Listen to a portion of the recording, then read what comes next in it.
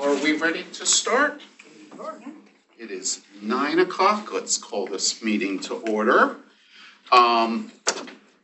Let's first start with a roll call.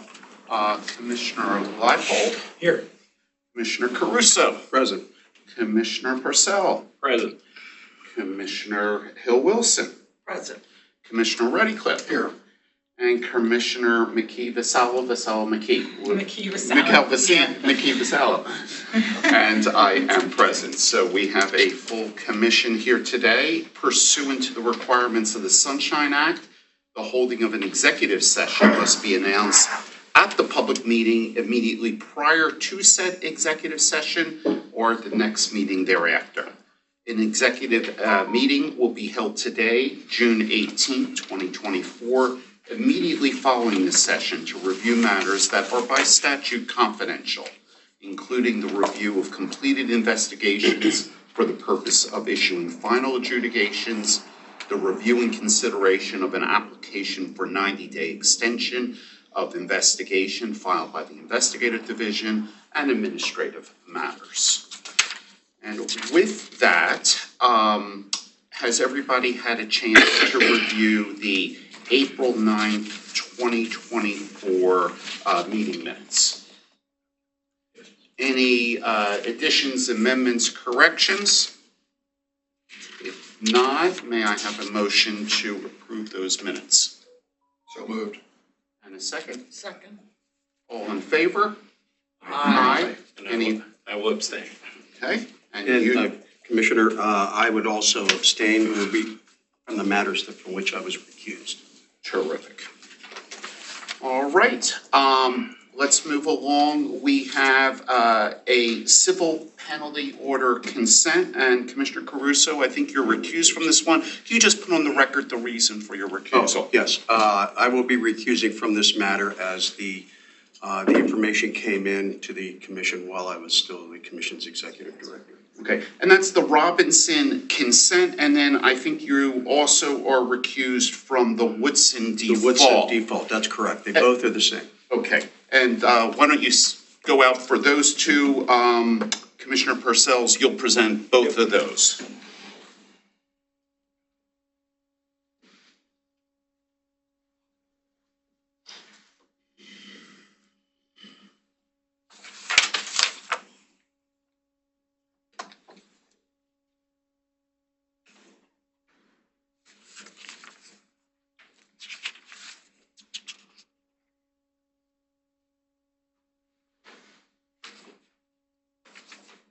You ready?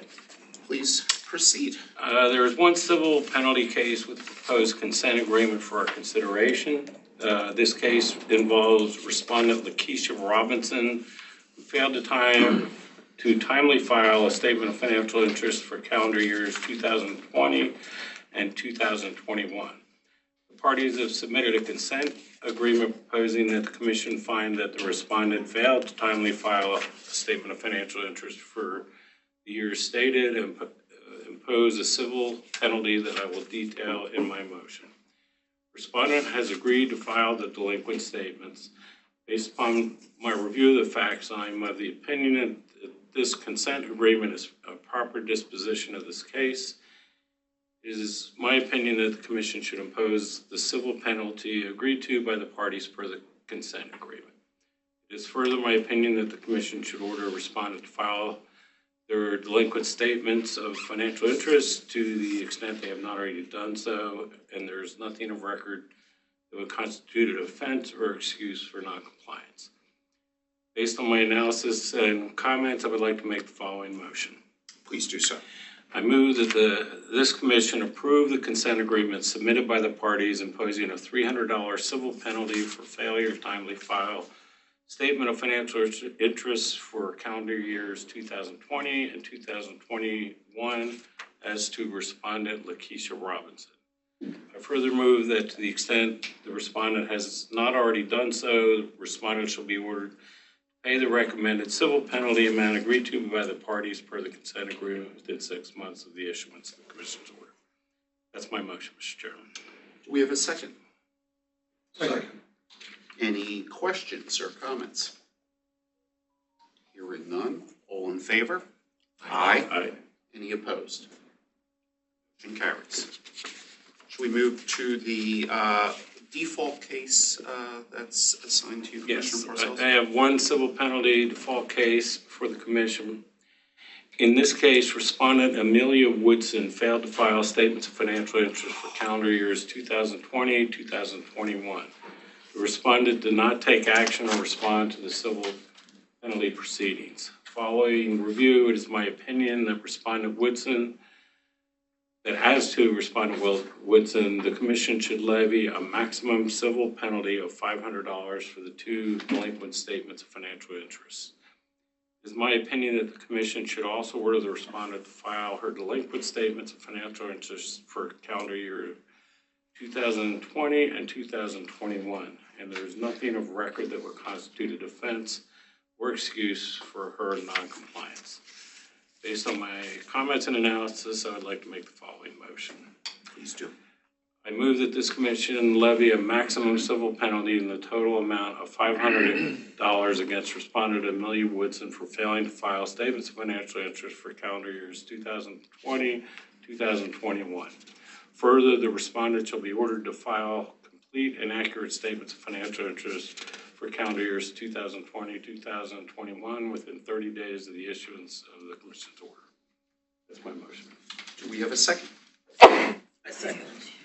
And any discussion? Hearing none, all in favor? Aye. Aye. Aye. Any opposed? Motion carries. Could we invite Commissioner Caruso back in? Yeah.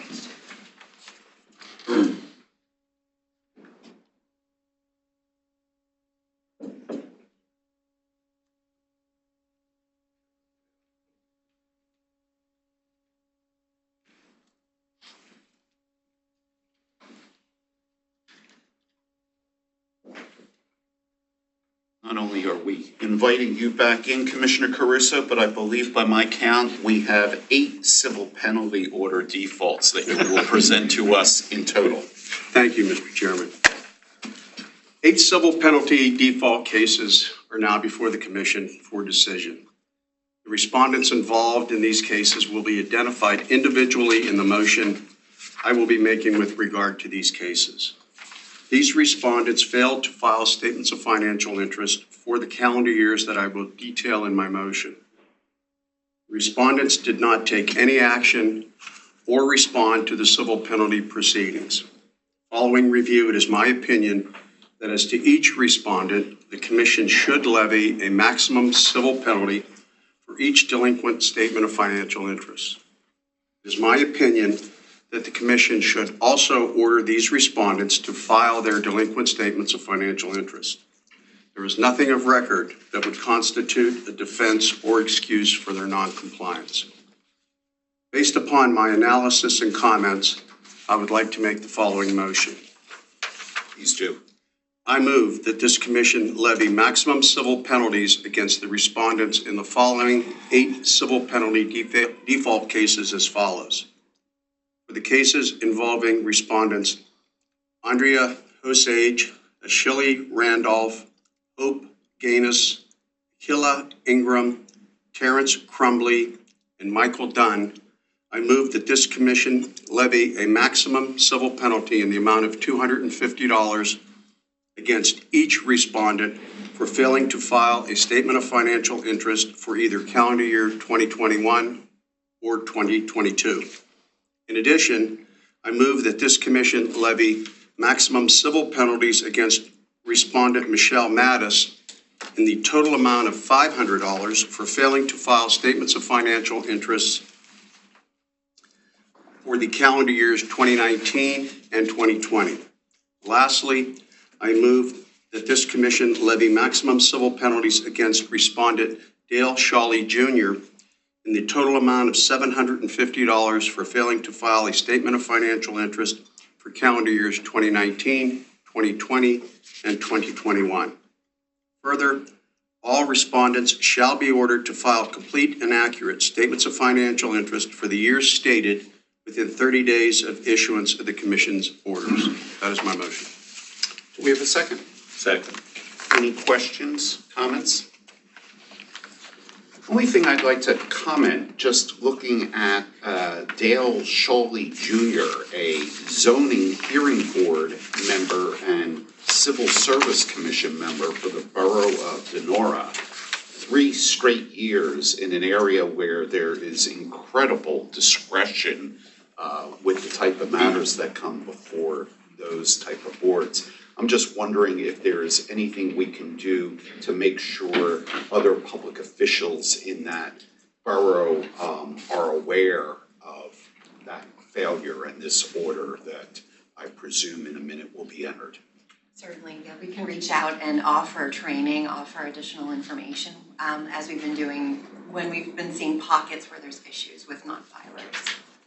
Also, typically, when you see some kind of municipality in these lists, it typically has come from an audit municipality-wide. So there are other people getting warning notice letters who did file. And so everybody in that area should be quite aware of what's going on now. Good, thank you very much and appreciate the follow-up. Any other comments? Seeing none, having a motion, did we have a second? I believe we Yes. did. All in favor? Aye. Any opposed? Motion carries. So thank you, Commissioner Caruso. Let's move on to administrative matters. Ms. Guilfoyle, we have a discussion of regulations. We have some people joining us via Teams, and I'm just looking to see whether any of them have tried to join yet. No?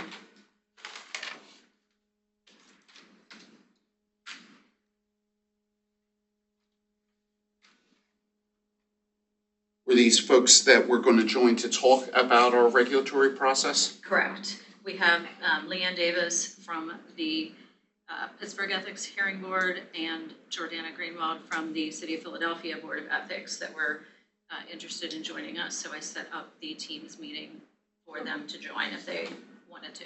Great. Why don't we do this? Why don't we hold that report for a few minutes. We'll move on to Ms. Fox to give us reports on statement operations, collection policy, COGL, and we'll come back and maybe we can have someone send a note to those folks to see if they're having trouble logging in or they still want to participate. Great. Thank you, Chair Schwartz. Yes.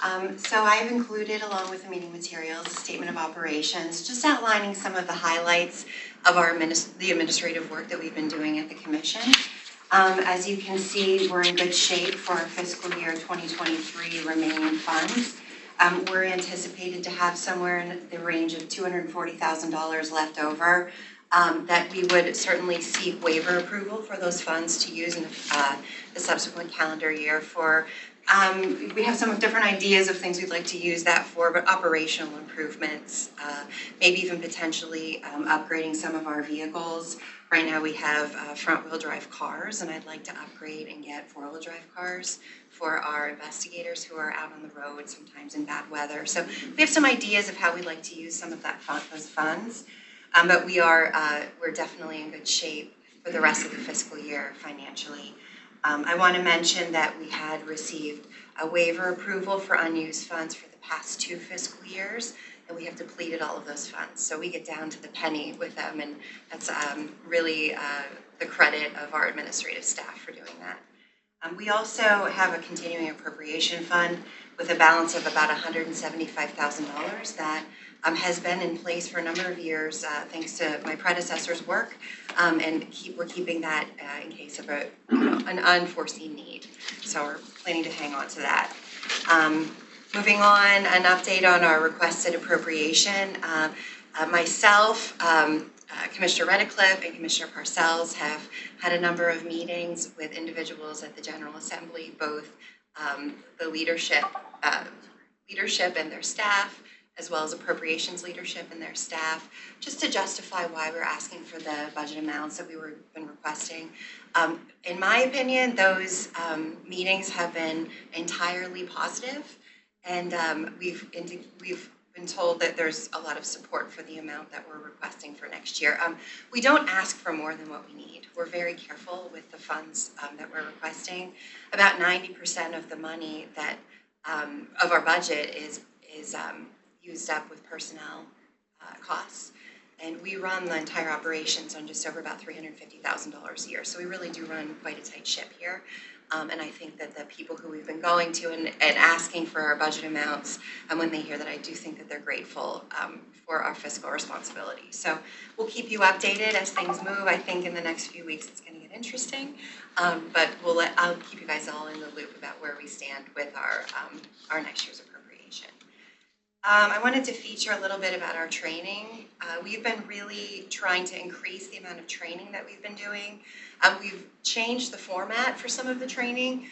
We actually affirmatively have been reaching out to entities where we've seen issues, either through the news or based upon cases that have come in. We've been reaching out and offering training. Sometimes they've taken us up on it. Sometimes they have not. We certainly can't force ourselves to go and train folks, but we do try. One other thing that we tried this year was before the SFI filing deadline of May 1st, we did a session with people from the CEDACOG. It's a Council of Governments organization in central Pennsylvania, and we walked them through completing their statements of financial interest and did a quick blurb on the Ethics Act, and it was really well received. It's something that I'd like to do again next year. Our Director of Administration, Jessica Wenger, came with me, and she did a great job. And so I think we have to think about timing for it. It needs to be done between January and May 1st, but it's something I really want to do more of next year, especially in locations where people aren't filing or having SFI issues. So do we have like a training video that literally will take people step by step through the different, aspects of the form and why they have to be, done carefully? So it's in process. Okay. So we have the script written, and we're working on putting that into this Articulate 360. It's a learning management system software. We purchased a license through an existing state contract. It was extremely affordable, and it's a platform that people can take their time as they go through it. So the script has, go to this section of the statement of financial interest, and this is the information that you need. And then when we get to especially the particularly problematic areas where we see a lot of errors, we've done more and given a little bit more detail about that. But my thought is that I didn't want to do a video because I guess you could pause it, but the way that this format works through this LMS system, it allows someone to sort of move at their own pace. So hopefully we'll have that fully completed using this Articulate 360 software. And it's very glossy. I like the look of it. It feels good. It's what the Office of Administration uses for all the mandatory trainings for other state employees. So it was a great deal, but also a good product. So I have a list of some of the locations where we've conducted trainings. We're going to continue to do more. We're going to do as many as we can. We're actually the general speaker for the Pennsylvania Municipal Authorities Association conference coming up here at over in Hershey. So we're going to have a lot of people attending that, which I'm looking forward to. We've worked with the Senate, actually invited us to videotape trainings, which we did, and those were viewed by, I think, close to 1,000. And then we did a more advanced module with some additional detail that additional people also viewed. So we had quite a few views with that, which I was very pleased with. But we'll continue to push and do what we can do in terms of outreach.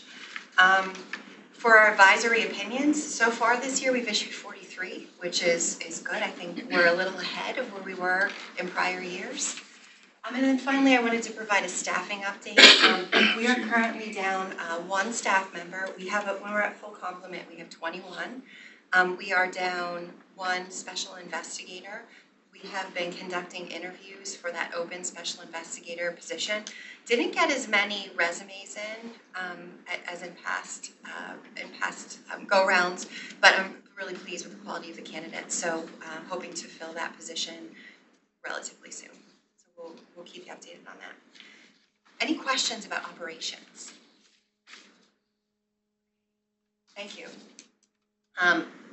should we move along or? Yeah, why don't we finish the collections policy and Sure. Kogel, and then we'll come back Sure. and touch on the regulations. Thank you. So at our last meeting, I had requested the commission's concurrence and approval to send our delinquent commission orders. And when I say delinquent, I mean they're ones that where people either have not paid at all, or they've entered into a payment plan and then stopped making payments on those orders. So I had requested approval to refer those matters over to the Office of Attorney General's, just want to get the name right, their financial enforcement section. Under the Commonwealth Attorneys Act, there is this unit of the Attorney General's office that does collections on behalf of state agencies. So this is something that is utilized by a number of state agencies in seeking collections. I know when we had brought this up last commission meeting, there was some concern amongst the commissioners about how we were going to do this, and you had requested additional detail about those outstanding amounts. So we have provided you with a list of all of those, it's a spreadsheet, a list of all of those outstanding cases. You'll see on that list, we have a number of cases where there's very large amounts due, but we also have more cases involving the civil penalties where there's an order for $250, and there's a cost for us for collecting those in the way we have been doing them in the past, because we would go over to Commonwealth Court, there would be filing fees, there would be service fees, and but my question was always, is the juice worth the squeeze with regard to those cases? However, we don't want to let people just not comply with commission orders. And so in our research, we discovered that the Attorney General's office was willing to do this on our behalf. They do take a cut to cover their operations up to $2.5 million. Once they receive $2.5 million for the calendar year, then they are returning all of the money. They're not taking that cut anymore. I think that this is a great advantage to us to utilize this process because, first of all, we are not experts in collections. We don't know people's personal financial situations. They have people who are specially trained in doing collections. They have tools that we don't have. We can't look into their employment. We don't know. They're able to do that at the Attorney General's office. They can have a better sense of, what people's abilities to pay are. And so I would like for us to refer everything to them. They are willing to work with us about how they do their collections. I think for some of these smaller amounts, what would be appropriate is just a letter from the Attorney General's office saying, hey, pay up. The information we received is that frequently that is successful in collecting these amounts. For the bigger amounts, I think we may want to have a conversation about going to Commonwealth Court and having an enforcement order entered, and the Attorney General's office would do that on our behalf, and then file that as a judgment in the county, wherever these individuals live, so that we can at least try to collect some of this amount. But, I feel we have an obligation to the taxpayers when we have these orders issued, that we at least do what we can to collect them if possible. So I've drafted a policy directive. Happy to answer any questions that you have about it. I tried to balance, we want to make sure we're referring these fairly, and so I want to make sure that we're not playing favorites with these cases. But, just do what we can to get these collected. I have a question. What percentage of success are they having in the Attorney General's office with the smaller amounts, $150? So we asked that very question, and the answer was, it depends. They said that the minimum for collections that they'll take is $100. So we don't really have anything that's under that amount. So they would take everything. But I don't know the answer to that question. And if I could just add on, so when Mary had spoke about the fee that they take, my understanding is it's something like 25%. And all these $250 civil penalties, that's all money that's due to the Commonwealth. It's not coming to us, not to the agency, it's to the Commonwealth. And actually, the vast majority of this, the numbers on the spreadsheet goes to the Commonwealth, not to the agency. When we have to file something ourselves in Commonwealth Court, there's a $70.25 filing fee. Then because under the rules of appellate procedure, which is what this enforcement action is, we have to use the rules of civil procedure to serve. Most of these are out of county, which means that we have to pay Dauphin County Sheriff $60 to deputize the Allen County Sheriff, and their prices have been skyrocketing. Many counties now are up to $200 to serve these things. So we're paying up to $330 of our commission money to enforce a $250 penalty, where if the AG's office did it their way, they would take 25% of $250. It just, the math just doesn't add up necessarily. So they for don't us have to do pay, it. Attorney General doesn't have to pay for sheriff fees or anything like that? They would if they enforced it. So they have a couple different options when they do their collections enforcement, whatever you want to call it. One thing is they just send a letter. And from our discussions with the Attorney General's office, a lot of times that letter just coming from the Attorney General is enough to shake the payment, get people to make the payments. I think we would want to make some decisions and conversations with them about whether it's worth filing enforcement actions, whether the Attorney General filing enforcement action and incurring that cost. Because would that come back to us? So I mean, if we send it to the Attorney General and they have to deputize and do all the same things that we would do, then does that make economic sense? I don't know the answer to that question, Rebecca. I'm sorry. Could you find that out? Yes, I can. Okay. And also the percentage of success the letter has. They may not even keep that statistic, but Well, it's a good question. I did like, first of all, thank you for putting together a policy. I did like the fact, if everybody noticed on paragraph I, that we still are going to make a follow-up effort ourselves through letter to see if we can avoid going to the Attorney General. So I think that is helpful, and I think it's helpful to have this policy that will be applied regularly and equally to everyone. So I have a question on that though, and I agree, thank you for drafting the policy, and I hope I didn't cut you off. No, please, go ahead. I wonder if the policy goes far enough in providing a framework for what will be referred versus what won't be referred, because I see a lot of language in there about wanting to use this power in a fair and equal way and not in a way that's discriminatory. But my recollection of our last meeting was that we were going to perhaps provide more of a framework about what debts would be referred versus what debts we would want to retain. And, there are a couple debts on here. I get some of them are probably not going to be collectible. Like there's a $141,000 debt.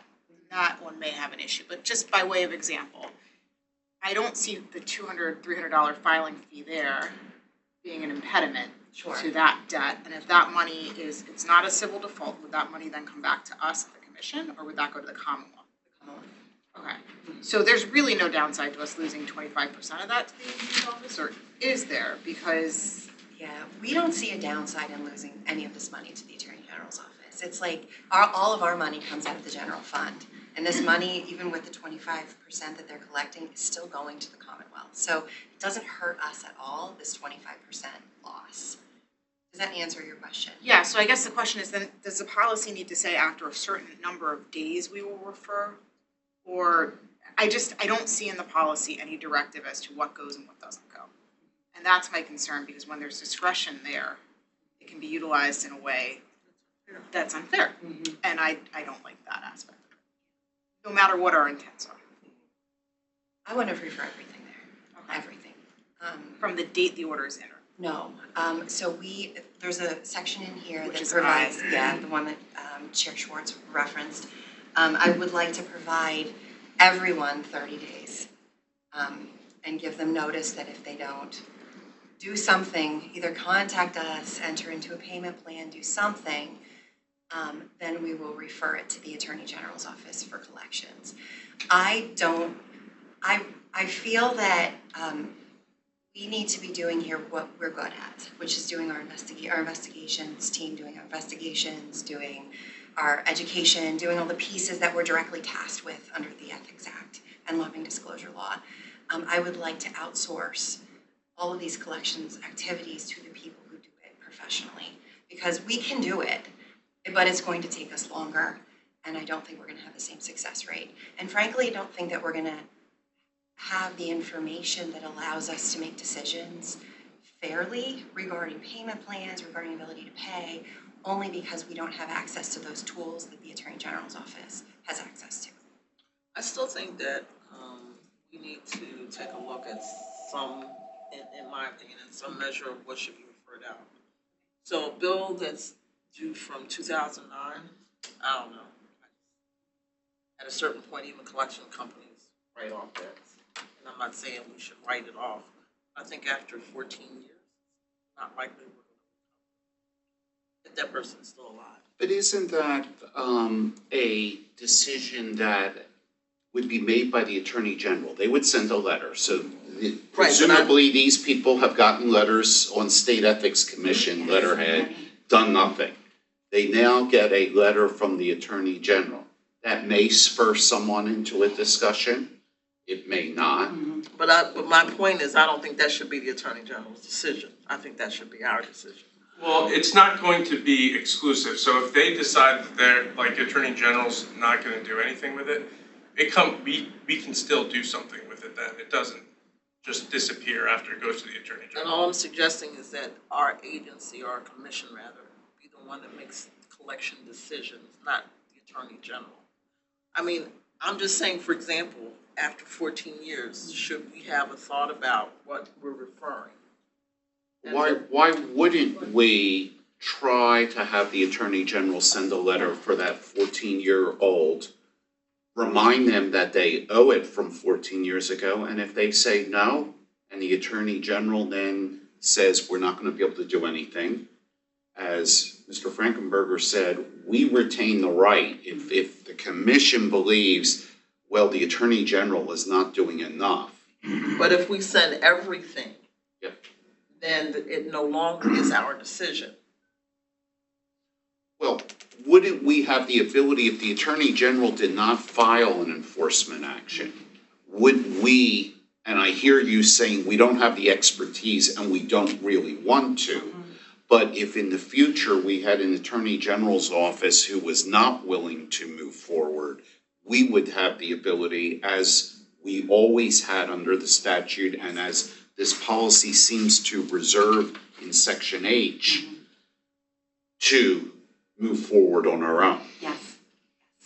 And any kind of like a reduced settlement, so say, for example, we were to refer this older one over to the Attorney General's office, they can enter into settlement negotiations and settle it even at a lower amount, and we would be involved in those discussions. So Right, because that's we don't what it just like seems give like. up our. Yeah, I mean, if you're saying we're gonna send everything there, that means we've kind of washed our hands of it. And to me, our duty and responsibility is to be involved in even the enforcement aspect of it. And there's just a couple things about this chart I wanna make sure everyone knows too. For the older ones, it says the order mail date, that's 2010 that you see there, but I don't see it on this chart, but it's on charts that I have.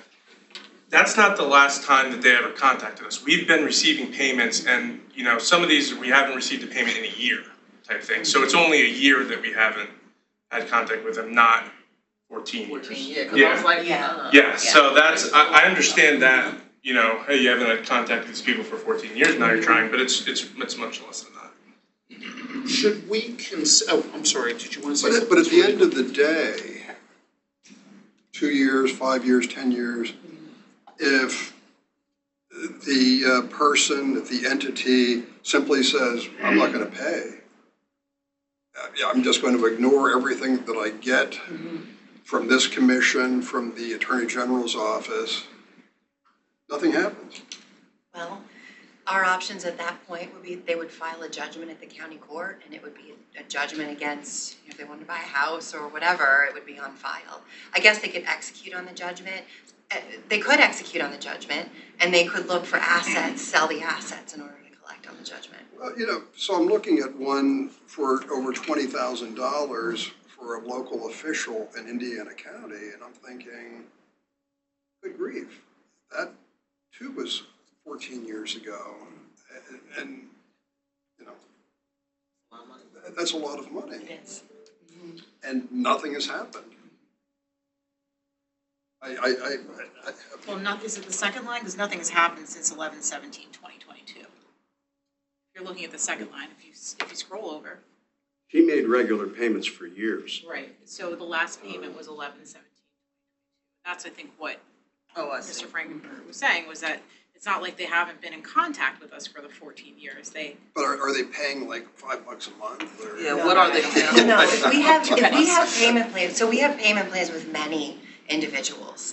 And we have many people who are compliant with those payment plans. We have ones where they're sending $25 a month, and they consistently send the $25 a month.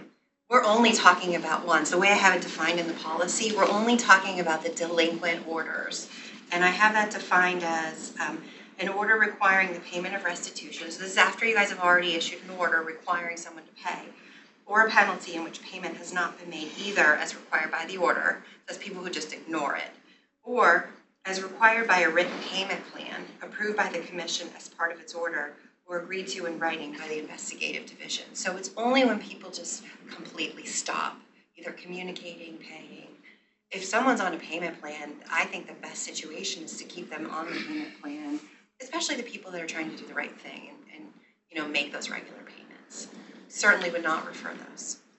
But on the big picture, what I'm hearing is we don't have the resources internally to fully execute on our outstanding judgments.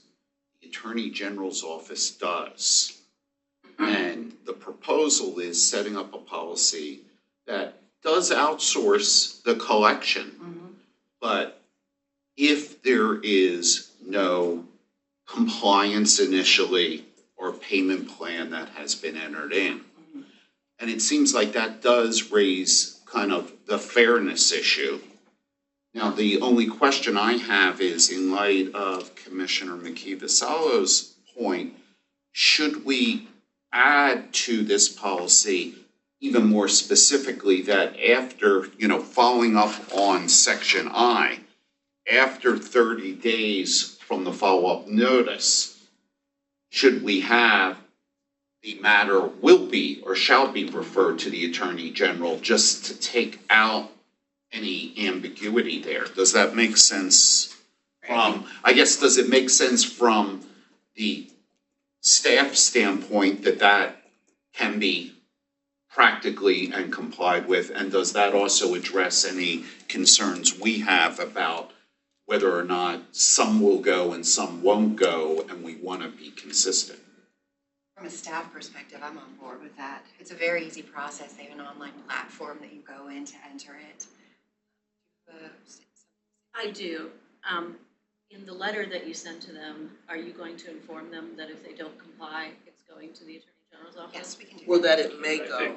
I really stand on the fact that we should not just give up our total power to the Attorney General about every aspect of enforcement. I just feel that way. I think that our commission has a duty under the statute to enforce.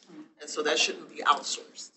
In my opinion, I think that we should retain at least oversight of what not only goes out, but how it's collected. Because we have a duty to use our assessment of certain circumstances and what could and should be enforced, and so that's my hesitation. So I'm just being very honest with you. And I can give everybody a boots on the ground look at what it's like to enforce these things at Commonwealth Court.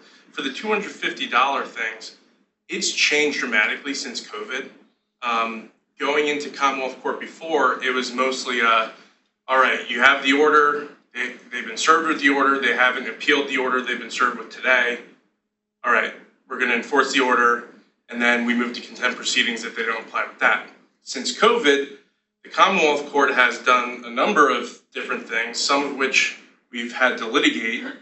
In one instance, they sua sponte lowered the commission's $250 penalty to $150. That was in process of being appealed to the Supreme Court when the respondent unfortunately passed away, so that became moot, so we didn't get to litigate that. But it could happen again.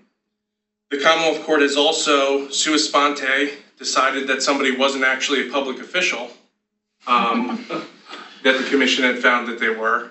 And we've done recon on that to get the full Commonwealth Court involved. It's difficult now to get a contempt proceeding, which is the very end result of all this. Contempt, which is punishable by 90 days incarceration, it's difficult to get that And there's really a question of whether we should be doing that on $250 penalties. And that is the only, like, that's the hammer that we have for these nails. But fortunately, the Attorney General's office has a wider variety of, they don't just have a hammer for the nails. They have a letter, and they have better ways of getting access to people than we do. And I appreciate that. I hear what you're saying. You're saying that they can enforce the judgment. My question still is whether we as a commission should outsource all of this effort to an outside agency. I do not believe we should. I think And what I'm hearing though I is, don't see it as that. I mean, Yeah. yeah, I don't see a downside to referring it, so I move that we refer all collection matters to the Office of Attorney General. And I'm still ready to discuss it, and I appreciate what you're saying. Thank you. All I'm saying is that I think that by saying that unless you put may in there, and then it will no longer be with regard to whether or not we can do it. I don't think we should give up total power. And I respectfully disagree and renew my motion. I'm not seeing how we are giving up control. This is just a tool at the end of a process where we're unsuccessful. We turn it over to the Attorney General's office. We still retain our authority to follow up beyond the Attorney General's office. So I don't see where we're giving up authority. This is a tool, a collection tool for us. And I appreciate that. I'm Yeah. saying, I just want to make sure it is not a given that if there's a collection issue, that it automatically goes to the Attorney General without our consideration. This is after 30 days of no response. So that's a logical step in the collection process, is it not?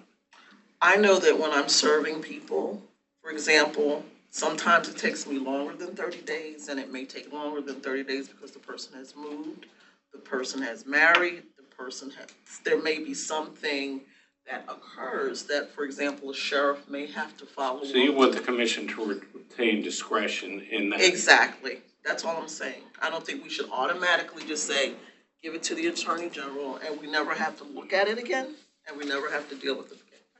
what I was hearing, and maybe this could be clarified, was that the Attorney General is almost serving like our collections attorney in this process, right? It's as if we were hiring outside counsel to say, go after these people, and they have to, in consultation with us, decide, like, we have the right as the client to say, yes, we do want you to file this. No, we don't want you to file this. So I feel like we still retain, they still retain almost a fiduciary duty vis-a-vis us, such that we're still controlling the process. I have Where a does it say that concern- in here? Well, That's I all- have, yeah. well, that's, and we can get clarity on that, but that's what I've heard. I have a concern that anything that says may interjects discretion that I'm not comfortable with. It's either a affirmative policy such that there's no other factors that come into who gets the favorable treatment, who doesn't. And then I do think Ms. Guilfoyle's point is very well taken, that we need to inform the people when they get the order that this shall go out, because they deserve the right to know that maybe I don't want to ignore this $250 obligation I have. And when I used to work when I was with the Department of State, which has an enormous number of judgments, default and otherwise, I mean, thousands of them, they too had the same policy, nearly basically what we're trying to do here, which is the order went out, they had 30 days to respond to the order. Then a letter went out saying, hey, you haven't paid. If you don't pay, we're going to refer you to the Attorney General's office. And after that 30 days, so it's actually 60 days, after that 60-day time frame, if we didn't hear anything from them, they haven't called, they haven't contacted us in any other manner, then it went to the Attorney General's office for collection. And we used that on thousands of cases, probably, easily. I wonder, Rhonda, if maybe we could explore, just to alleviate your concerns, keep the shall in, because I agree that we should not have the discretion, but we could do some type of an memorandum of understanding or an interagency agreement that lays out what our role, our continued role is with regard to the activities that they do on our behalf. Because I can envision at some point an Attorney General who is politicized taking certain action against certain people. So, I like that idea. I mean, I think Commissioner McKee Vassallo's point was a good one, that we don't want to be politicized and feel like we're going to not refer to the Attorney General someone because of their position, their politics, whatever it is. So the shall says that after the certain period of time, everything goes. And then a memorandum of understanding can have an exchange of information and kind of document what I think Commissioner McKee Vassell said is they are really acting as our lawyers enforcing it. And that will help, I think, make sure we're monitoring. We get a list from them. We can, and put in there, since we didn't give up collection, we've retained the right to ask I agree with for that. something coming back. I agree with that. I don't think that we should just outsource to a political office, because let's be real, the Attorney General's office is a political one. The duty that we as an apolitical commission have to do this work. Also, if you look at the Ethics Act itself, section 110713, it says the commission or the Office of Attorney General shall have standing to apply to the Commonwealth Court to seek enforcement of an order. So the law gives them standing to do it. Theoretically, if they wanted to do it without us asking, they probably could. That's a good point. Yeah, that is a good point. So the only thing I would suggest, I think we have a motion. We have a draft policy. If I can make a friendly amendment to the motion, we add in paragraph I that after 30 days from that follow-up notice, that there's no response, the commission shall refer the matter to the attorney, or I think we have it defined as the financial enforcement section. The notice part was already in there, in the policy, the issue that Bridget raised about the notice. So I would just seek to amend that one paragraph to add the comment of shall refer. And then we would ask that our executive director talk to the Attorney General's office about a separate memorandum of understanding of how to implement this. I'm happy to do that. I think they'll be amenable to that. Thank you. That's fine to me. Okay? Sounds good. So with that amendment, do we have a second? Second. And if we have any further discussion? All in favor? Aye. Any opposed? Thank you. Thank you. All right, the last item, the last administrative item for me to handle involves our COBO conference in 2024. The Council on Government Ethics Laws, which we are a member of, and which is a great organization. They are holding their 2024 annual conference in Los Angeles from December 8th to 11th in 2024. All the commissioners are welcome to attend. I've personally attended. I found it to be extremely useful, both in terms of knowledge transfer and then also networking has been extremely valuable to me. I know we've in the past had many of our commissioners attend. There is a cutoff where the price goes up. That's at the end of October. However, if we register now, we can utilize this year's fiscal funds to cover the registration fee. So if you could please let Julie Gibson, our executive secretary, know if you would like to attend. She will be sure that you're registered. Also, Jessica Wanger, our director for administration, will register you. Julie will help with any kind of travel arrangements. Just as a add-on, for lawyers, there's an amazing amount of continuing legal education hours that one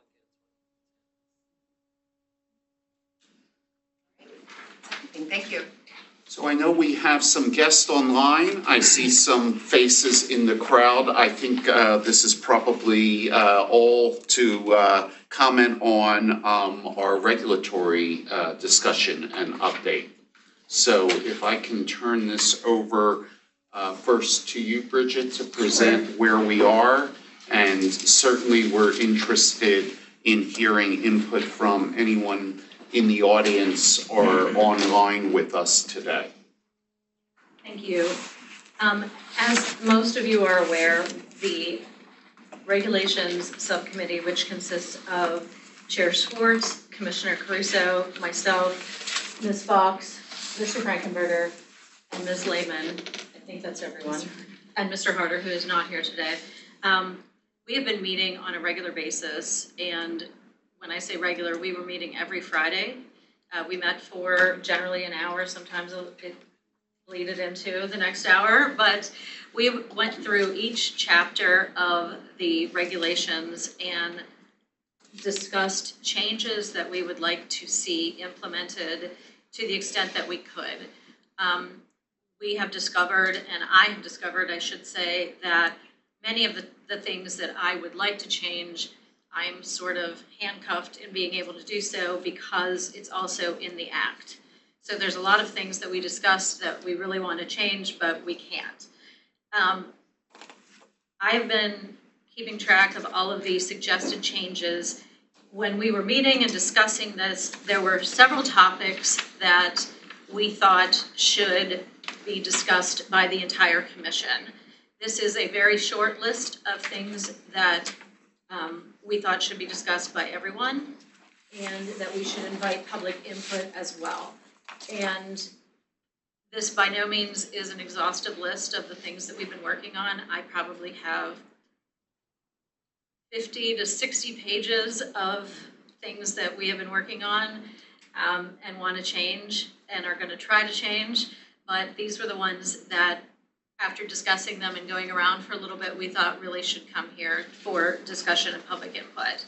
So what I did was I put together a list of those items, which was attached to the agenda, and I also invited a number of what I would consider our stakeholders to participate. And it looks as though we have several from the House and the Senate who are here today, and we also have participating via Teams. We have Leanne Davis, who is with the Pittsburgh Ethics Hearing Board, and we have Jordana Greenwald, who's with the City of Philadelphia Board of Ethics. So we have a number of folks who are participating, and I think, as our chair said, we would encourage people to chime in if there's anything that they would like to add to the discussion. So the first topic that we talked about, and I think we brought it up earlier in a commission meeting, was whether the commission should amend the definition of child to include stepchildren. And this is all under our definitions section, which is chapter 11 and 11.1. What I did, I went and looked at our surrounding states. I looked at Maryland, Ohio, New York, New Jersey, and Delaware to see whether any of them included stepchildren in their definition. First of all, I did not find anyone that had a definition of child other than us, but I did find everyone had some definition of either immediate family or close relative. I actually saw in one of them from the other state, and no one included stepchildren in their definition of either immediate family or close relative. So does anybody have, I see Commissioner McKee-Wasella shaking her head as a no. I would not include. That's my personal belief. I don't know if anybody else. Is this how we're gonna approach this? We're gonna talk about each individually? I'm sorry. I'm wondering, and Bridget, you tell me, I'm wondering, and I don't know if those in the audience and those participating online have gotten the memo that Bridget circulated and made part of our public meeting of the topics. I'm wondering if that's been distributed, does it make sense for us to hear from the public, the audience, the folks online, and then offer some of our own views? I can tell everyone this is not going to be the only meeting that we are going to have to take input. We have worked on technical changes of our regulations through the Independent Regulatory Review Commission, and have been encouraged through that process to make sure we solicit input over time before we decide on anything. This is the first public meeting that we're soliciting input.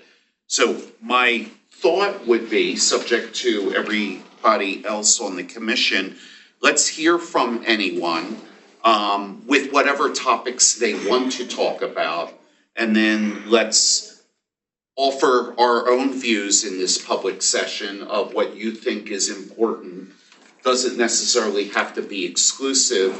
This way, Bridget, you can refine the comments that we're getting, and we can have another public meeting where we may lay out more specifically the changes that we're proposing and seek comments from them.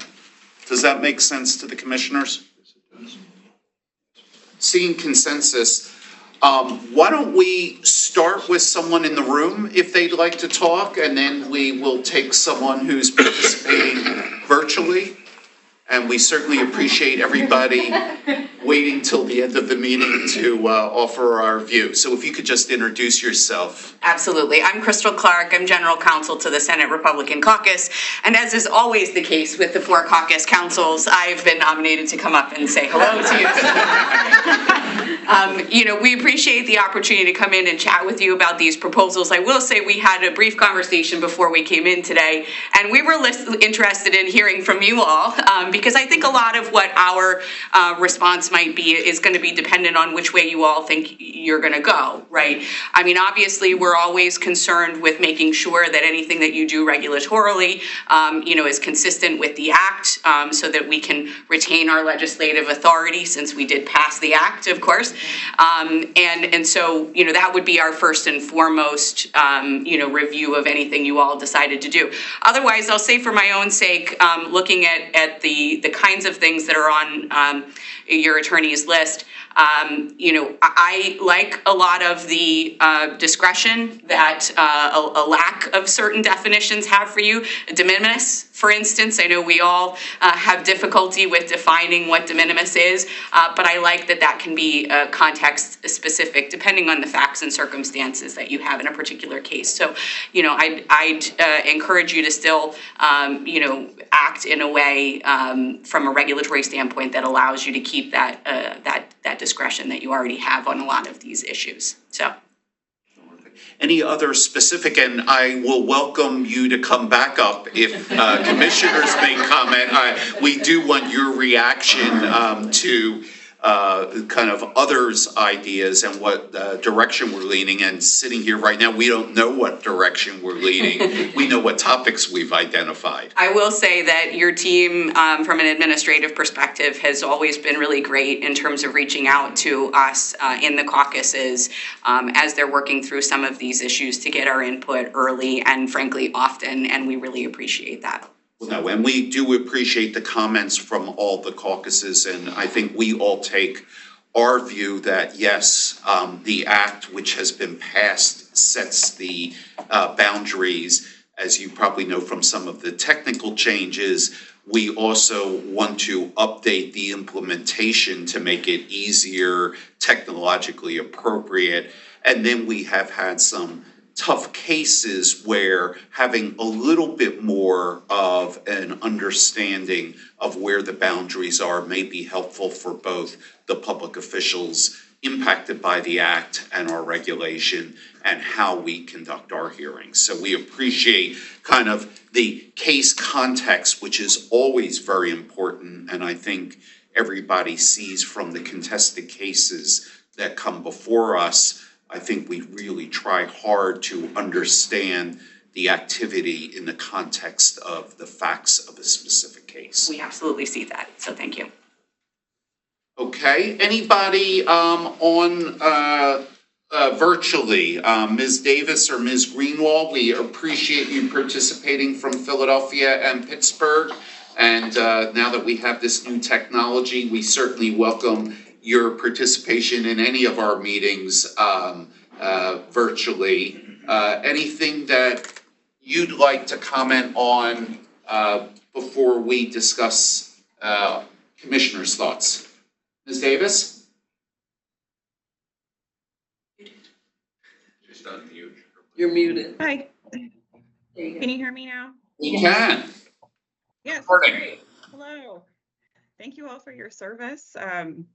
It's a wonderful thing. I hope you enjoy volunteering on this commission.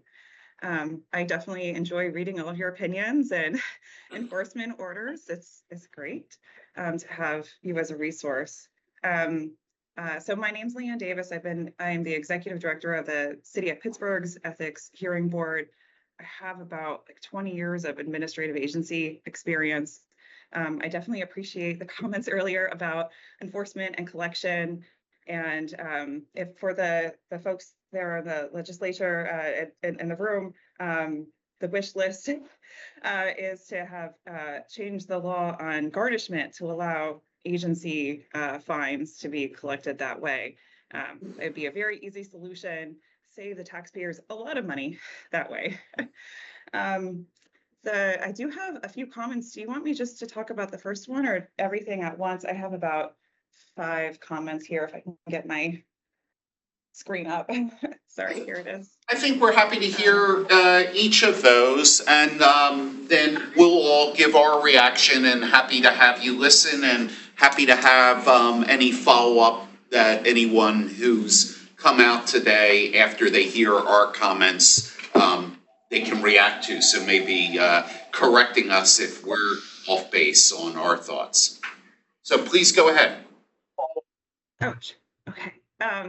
Well, I would agree with the last speaker about the comments on the de minimis regulation.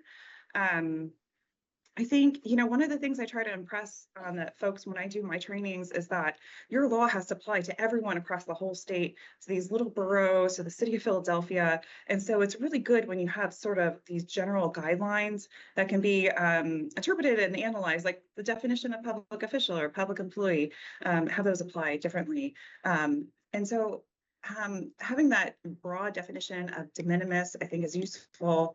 If you were to assign a quantified number to that, I would suggest $50.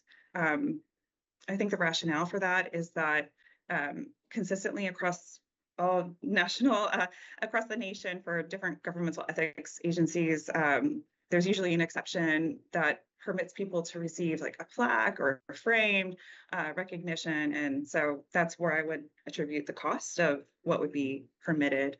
As for the first note that Bridget has here on her memo, our law does include stepchildren.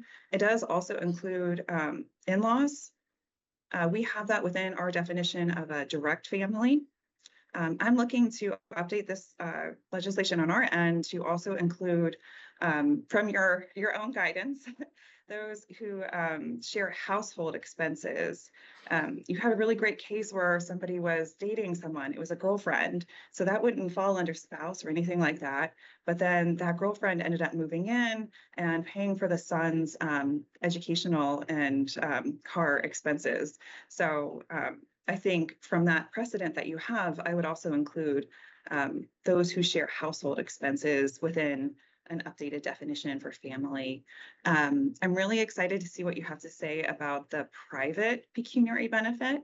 I think the emphasis on that definition, maybe more so than the quantifiable aspect, would be the private aspect, which I think is interesting. The only other comment I have right now is on 25A in regard to the SIL, I think is how you say it, decision. Right now it says disclosing publicly or causing to be publicly disclosed the fact of a complaint.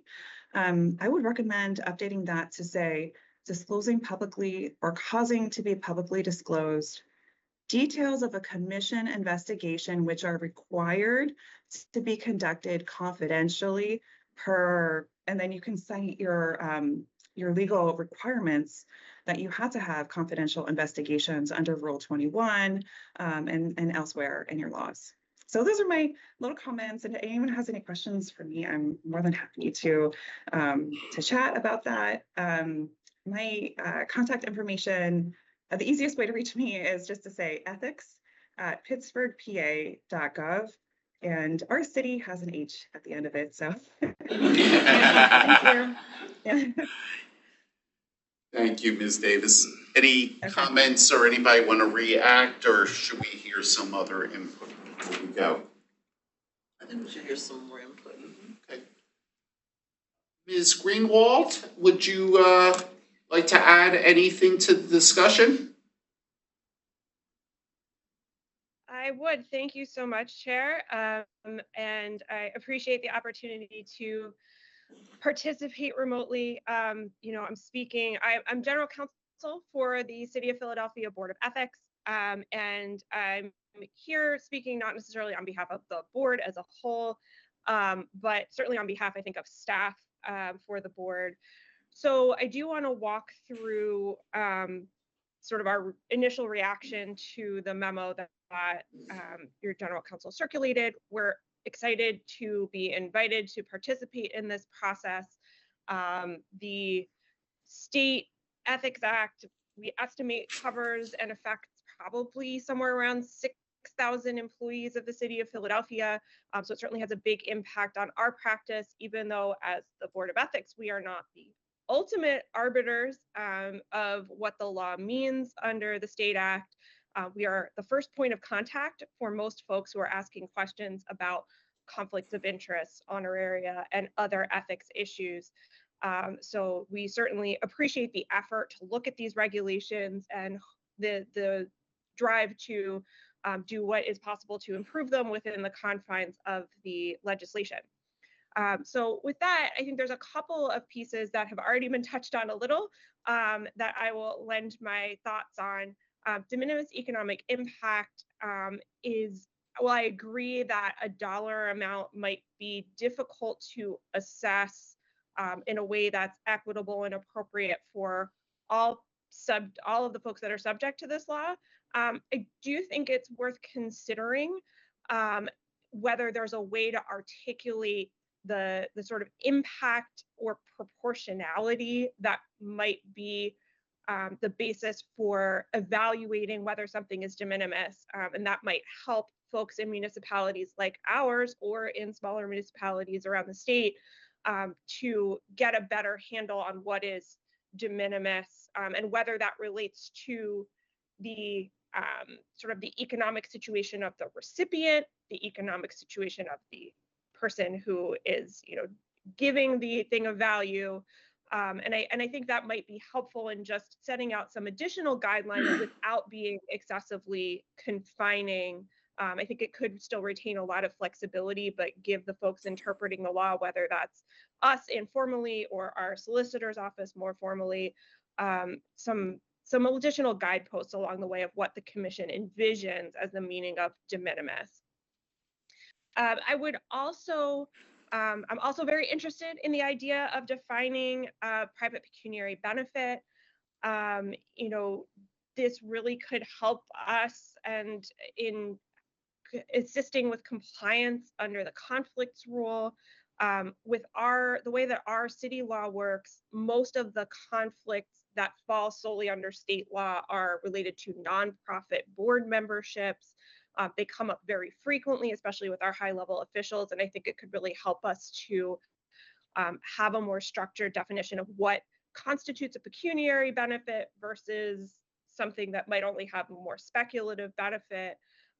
We have gotten, helpful advice on a case-by-case basis from your wonderful staff, but I think it could be really helpful to have a regulatory definition there. I thought the point Leanne brought up about the privateness of the benefit is interesting, and it relates to, sort of the piece that isn't discussed in the memo that we have on our minds at the Board of Ethics, which is when are the potential conflicts not conflicts under state law because they involve the interests of a governmental entity. And a lot of the times it's very clear what is a governmental body. But when it comes to a lot of the nonprofits and authorities and agencies that have been set up, particularly in a municipality as large as ours, there are sometimes city-created nonprofits that we aren't sure whether they count as governmental or not. It would really help us to have a better sense of that, and if that could fall under the question of what is a private versus a public benefit for the private pecuniary benefit piece, that could be a way to potentially address that within the existing statute.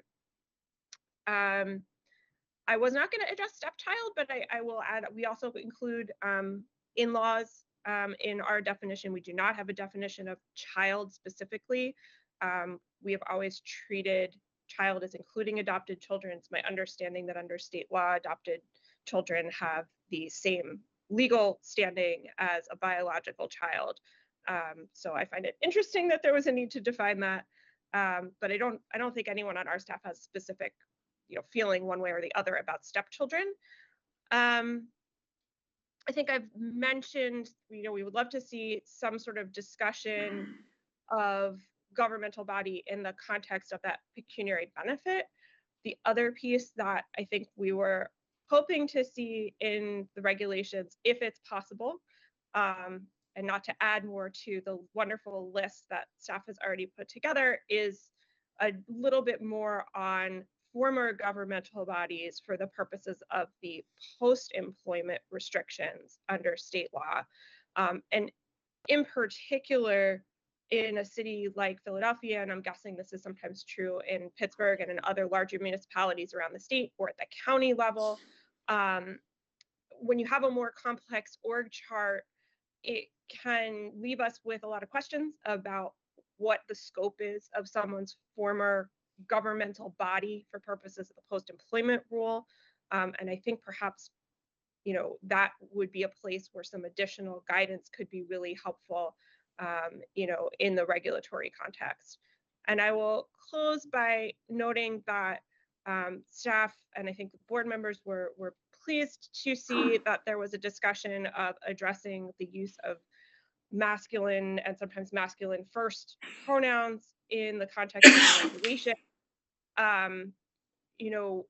As our staff has made an effort as we're drafting new regulations and amendments to avoid the use of gendered pronouns in the body of our regulations and trying to make sure we're really using a mix in our examples, which are a big part of how we draft our regs.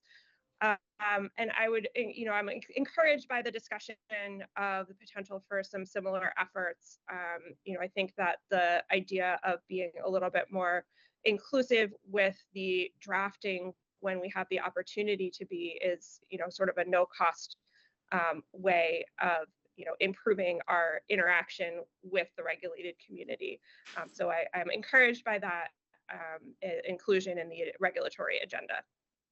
And I think that is all I have for today. I appreciate the opportunity to be here and speak with you all. I'm happy to take any questions. And otherwise, appreciate the opportunity. Well, thank you for those very thoughtful comments.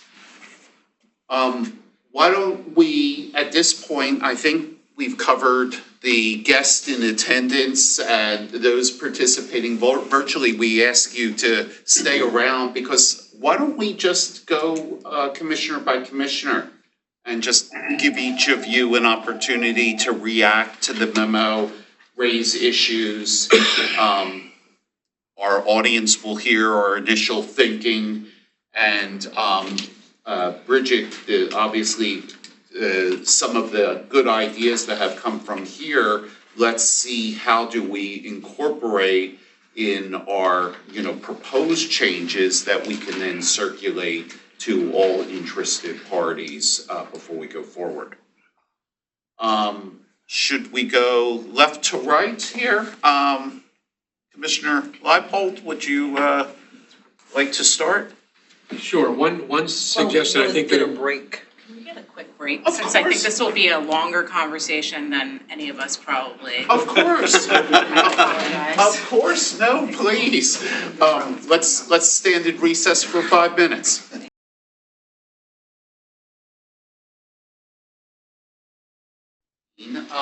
And I think probably the best thing is let's just go individually through the commissioners to offer your thoughts, especially those that haven't been part of the informal working group.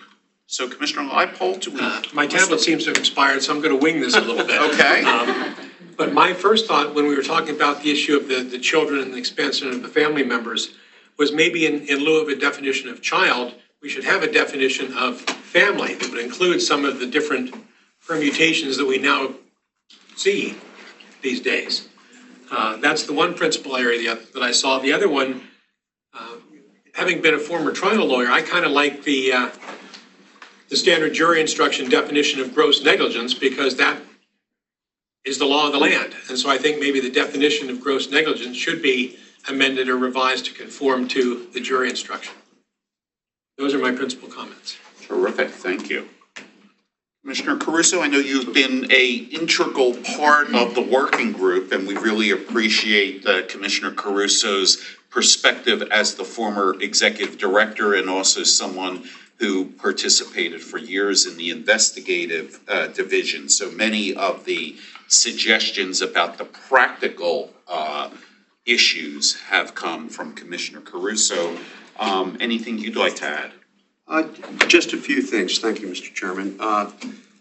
Stepchildren, that is probably one of my, not a pet peeve, but I believe stepchildren should be included. I think we see in society today more and more families, or they're blended families, and there are stepchildren involved, where a stepchild is being raised from a young age by parents, and they're treated as though they are parents, but for one reason or another, they're not adopted.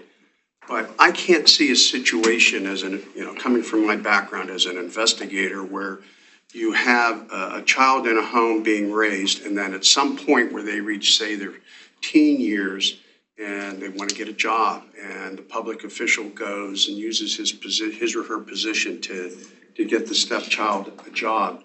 To me, that reeks of a conflict, and for that reason, I think they should be included. I think if you look at the preamble of the act, it says the law should be broadly construed, and I think this is one of the times where stepchild would be expanding some of the definitions, in which I think it is appropriate that we do so in this case. De minimis was always a question, and something that when I was the director of investigations and an investigator that we wrestled with, and then later making determinations as the director of investigations on what to do with cases. Is $50 too light? What is the dollar figure? We did have one court case that kind of said $250 was de minimis. So I think if we could put some kind of a parameter around de minimis, because de minimis in Greene County or Potter County or one of the other counties that where there are more people of limited economic means, $250 is a lot of money.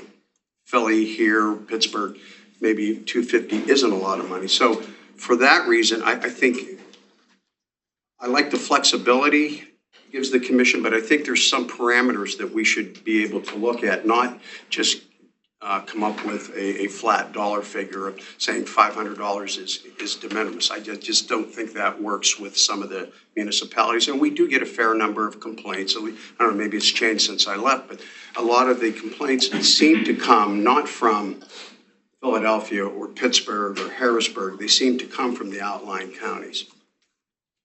I also concur with the miscellaneous topics regarding LJS was a case that I had worked when I was an investigator. It involved a probation officer, and it went up through the courts, and the courts, slapped us down a little bit and said that the commission didn't have any jurisdiction over the judiciary employees. So I concur with that. I think that's a good ruling that we would remove all of that information. I think that's pretty much it. Everything else that I concur with what Bridget and the rest of the staff have come up with. Mr. Purcell? I concur with most of this. I just seen some old friends in the room. They may remember Representative and Senator Alan Kukovic, who way back when tried to address the use of masculine pronouns. And because I work tangentially on that, I strongly support that effort, that change. Okay. Commissioner McKee-Vassallo. I don't have much to add, other than I would continue to voice my support of removing or at least alternating the masculine pronouns, as Commissioner Purcell just expressed his support of. And then I would like us to be mindful of recent decisions we had involving de minimis benefits when we look at what the act calls for. I love a black line rule. We rarely get them in the law, a black line that tells you what is and is not de minimis. I just don't know that that works in a commonwealth like ours. So that's all I have to add. Commissioner Reddick? Three areas. The stepchildren, I actually liked Ms. Davis's comment about, I think she used the phrase, those who share household expenses, because the definition of family today is certainly different than it was 50 years ago or 40 years ago. And, to include somebody in the family that, while they may not be married, may be supporting the other person's child financially. So whether it's, that aspect, stepchildren, in-laws, I'm more for being, expanding that definition. Now, going to de minimis, I know it when I see it. And, if right, Potter Stewart said that. And I know it when I see it. A plaque and a T-shirt that totals $50 5 years ago may now all of a sudden exceed that 5 years later. Are we going to always continue to change that dollar amount if we place a dollar amount there? A new set of golf clubs, that's kind of over the line, that is clearly not de minimis when I look at that. So I'm for more of the open, let's look at what de minimis is and make that determination on a case-by-case basis. My third item is E, Chapter 11, in the definition of sworn complaint, to remove the requirement that a complaint be notarized, instead require there be a declaration. As I recall, we did that in the House before I retired with the gaming statement. Didn't we do that? Okay. I had an acknowledgement. And that seemed to work, just terrifically. So I think the day of getting everything notarized, it's just not necessary anymore. By including the declaration that is being suggested here. So those are my three concerns or thoughts. Great.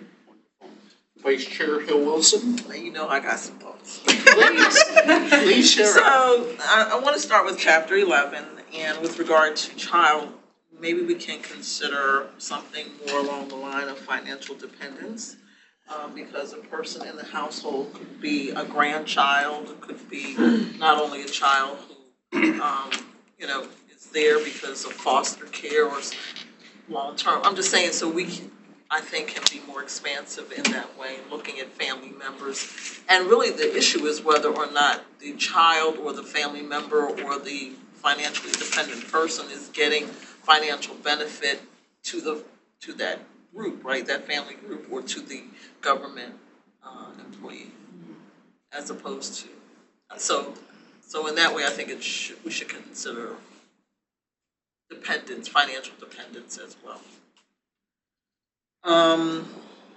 De minimis economic impact. It reminds me, I'm a trial lawyer as well, and after personal injury, if somebody falls over a sidewalk, they look to see if it was a de minimis defect. And there was a time that it was numerical in nature, how many centimeters it was, but it's not that anymore. And I think take a picture of the defect and you can get to see whether or not somebody should have tripped over it or not. I think we should talk about de minimis economic impact, but I don't think it should be a numerical determination. With regard to gross negligence, I think that the Pennsylvania Standard Civil Jury Instruction is informative. However, recently gross negligence was re-examined by our appellate courts in Pennsylvania, so I would also say to look at that as well. Private pecuniary benefit, I feel the same way pretty much about that as I do de minimis economic impact, to look at the facts and then make that the facts of the case.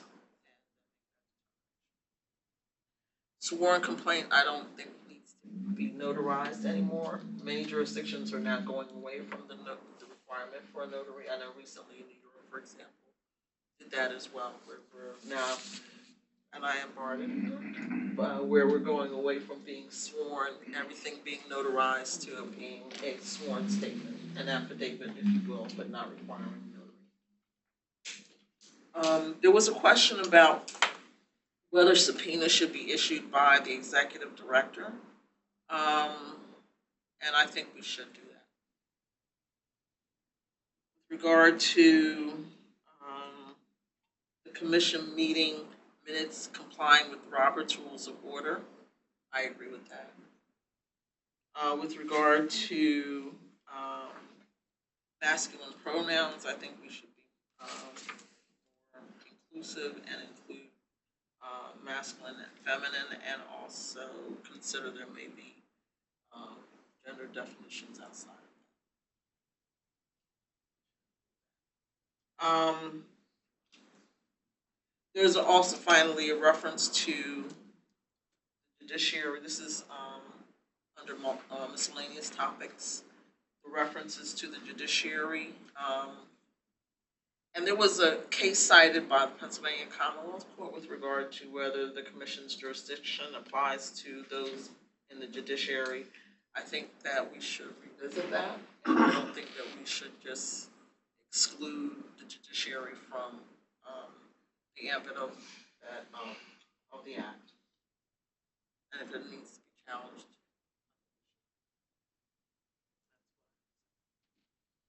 Okay, so let me kind of bring this together. I think this was all incredibly useful for those who have participated in the process. Sometimes hearing other views are incredibly helpful.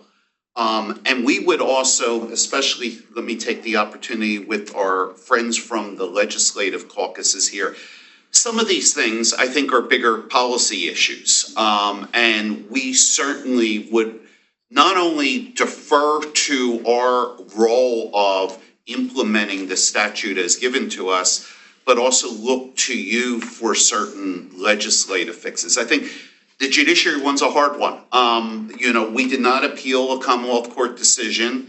I know from other areas that the judiciary has taken a very protective view of what legislation applies to it and what's in its exclusive control. So I'm not sure. I take your point, Commissioner Hill-Wilson, that on the statute, this does apply to members of the judiciary. I'm not sure that we should be the ones to revisit it or whether that's something outside. And we welcome comments, I think is the real point, before we make any real significant changes going forward. We've had a discussion of de minimis and private pecuniary benefit, and when those topics first came up, we actually had a matter under consideration, and I would suggest to anyone who's interested in the topic to look at the Schern opinion that recently came out and give us your thoughts on it. We had to deal with both de minimis and whether mitigating a loss was actually a benefit. And we found that in those circumstances, there was a violation of the act. It was very fact specific, and I appreciate the guidance that was offered that context does matter. I think context matters in both directions as to whether something is innocent and not something that needs to be enforced under the Ethics Act, or something that on the face, you can make a creative argument that, well, how can it be a benefit if there was a loss, or isn't it de minimis when the money, the actual money involved was a loss? But then when you see how losses could be mitigated, you may come out to a different conclusion in a particular case. So I think we should take that all into account. One of the biggest comments that was made today that I don't think we have thought a lot about is nonprofits. Clearly, we require in our disclosure forms that everyone list any boards, nonprofit or profit on which you serve. Many of us serve on other boards of nonprofits. Many public officials do too, and public employees in various areas. Some of the conflict issues come from the standpoint of recusal or whether there's benefits. And having been a former prosecutor, oftentimes they may not be necessarily Ethics Act violations, but that doesn't mean that mischief in the nonprofit world cannot be remedied in other forums. So something to think about, something to want to hear from others about how nonprofits work. And Ms. Greenwald, especially in Philadelphia, where there are a number of nonprofits that are significantly funded with public money, but whose boards represent both private people and public people at the same time. You know, whether or not the legislature really intended the Ethics Act to expand that far is a question that, you know, we'd love to have input on, and whether or not we include that. Just commenting on one last thing, Ms. Davis, I just want to make sure we all have the understanding. Stillop was a case where it fits in a lot like my prior world of dealing with grand juries, and Mr. Leipold may have dealt with too, where the witnesses or outsiders to the grand jury process generally are not prohibited from speaking and exercising their First Amendment rights of what's going on, whether they made complaints, whether they've been accused of something, whether they want to talk about what is under investigation. The restrictions generally apply to those conducting the investigations so that no one is prejudged before having been charged with anything. Our act was originally written that those who even made complaints that may raise public concerns were not allowed to talk about their complaints. And the federal court in the Middle District of Pennsylvania said that that violated the First Amendment, and we've been abiding by that. So this is an issue where I don't know that the act's going to be changed, but I think we have to be cognizant that a federal court has ordered that to be in violation, similar to the state court issue with the judiciary. And while we certainly treat the confidentiality as it applies to members of our staff and commission as binding, and it would be wrongful for us to be making public things that shouldn't be made public.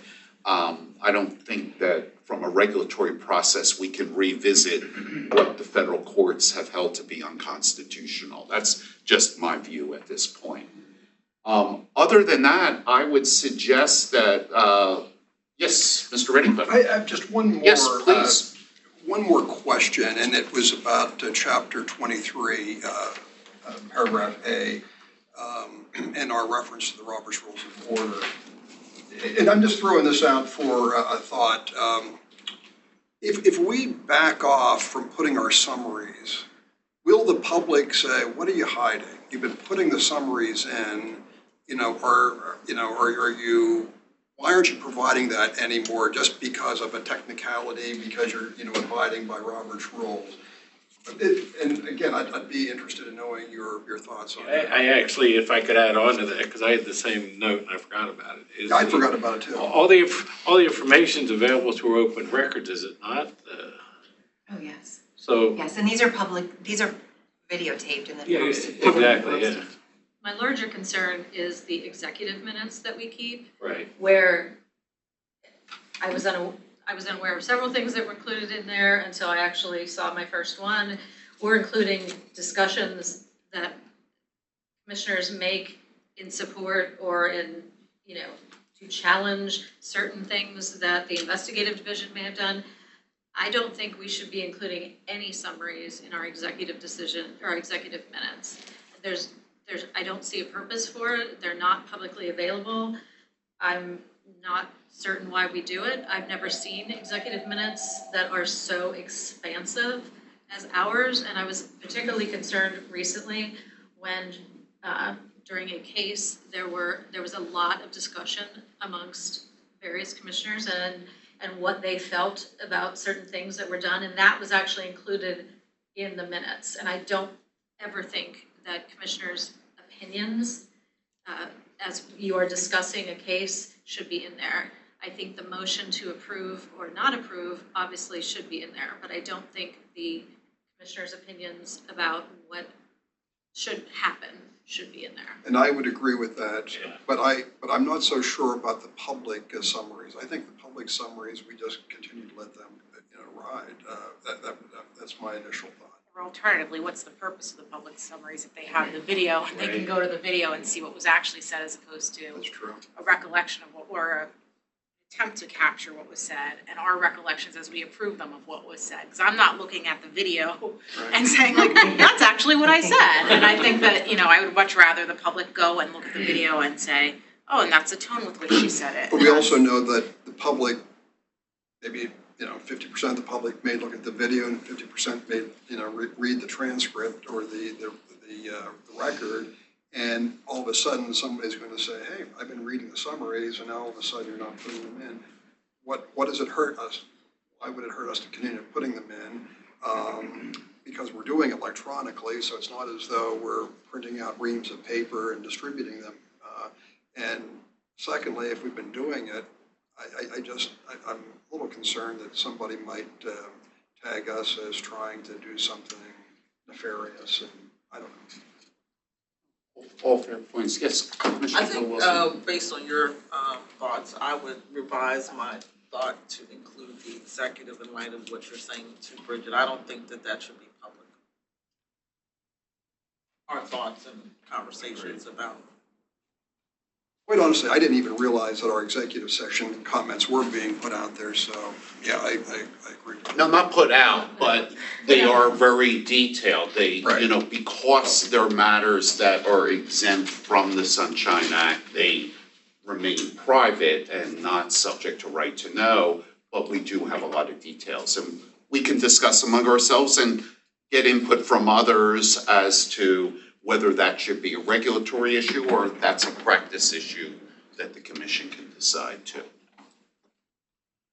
All right, any reaction, response before we close this informative session from our friends from the legislature or from the Pittsburgh and Philadelphia Ethics Commission? Why don't I start with the online folks?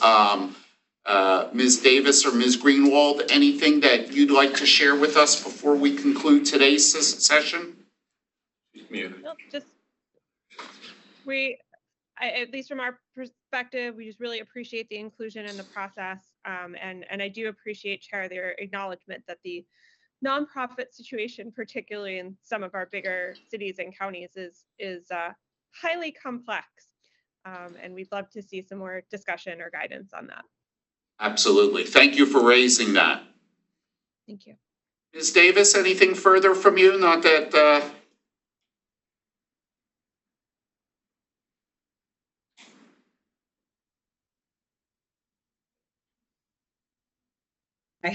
Thank you. I'm happy to follow up about the still another time, when you guys are more available. But yeah, thank you for your time and inclusion. I understand that there's going to be other meetings in the future about other areas of your regs that you might be looking to update. So over here in Pittsburgh, we do have a lot of thoughts about a lot of different things. And the only comment that I didn't make before was that sometimes having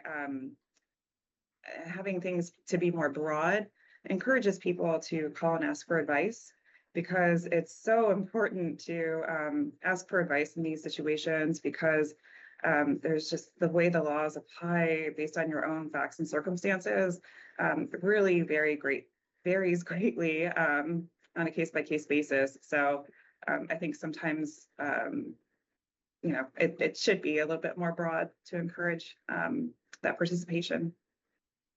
That's a great point. Thank you. Anything more from our friends? A new designee on behalf? I'm not speaking on behalf of everyone. I'm Tara Hazelwood. I am Chief Counsel with the House Democratic Caucus. Yes. Just based on the discussion, we just want to, remind everyone that there is a definition of immediate family member. The conversation kind of went into expanding that, and we'd caution you to just be mindful that the legislature has provided a definition of immediate family member. If the stepchild versus child, something a little bit different, but financial status within the family, romantic partners, expanding to that extent, I think would have to come through a statutory change. So we will continue our dialogue with you. We're open for discussion. We work very collaboratively with your staff. They're wonderful. And then finally, the private pecuniary benefit discussion is something that we deal with. And since the Commonwealth Court decision with Rendell, McGinty and DeBernardis, it has been an ongoing difficulty for counsel advising our clients on that. And as you know, you serve on boards, our members serve on boards. Most of them are not compensated for that service. It limits what they can do.